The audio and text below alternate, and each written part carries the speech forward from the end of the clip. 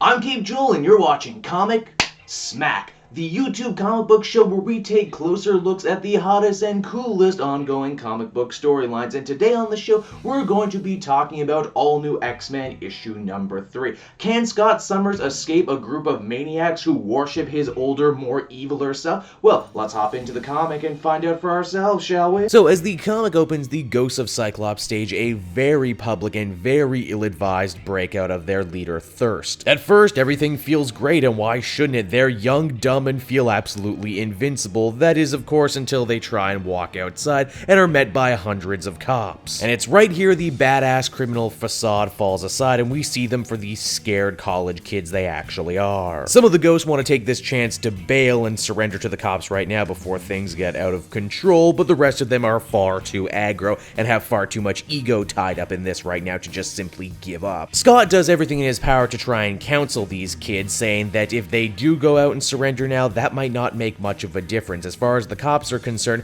they won't see surrendering kids, they'll just see more angry mutants and probably shoot them on sight.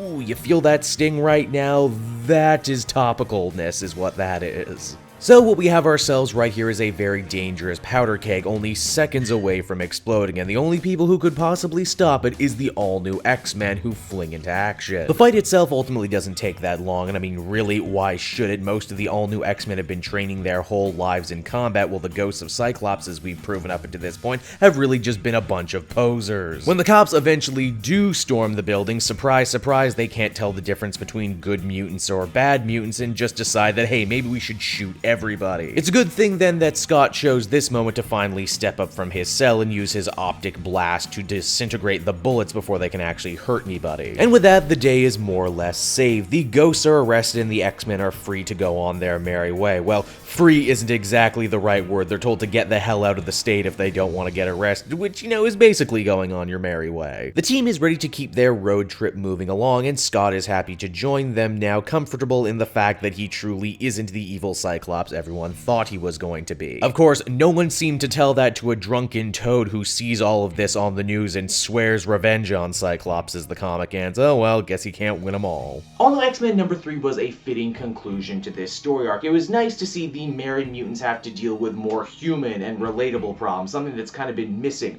from their main book as of recently. I also like that the ghosts of Cyclops were not fully redeemed by the end, which means that, hey, you could tell more stories with them as villains down the road, or you could have them, reform by the end.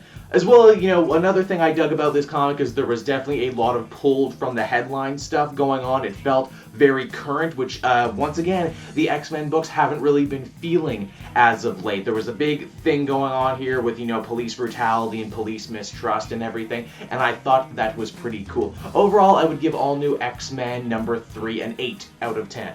Hey everyone, thanks so much for watching my newest video. I hope you enjoyed it, and I hope you'll feel like checking out some more videos I have on offer here at Cape Joel.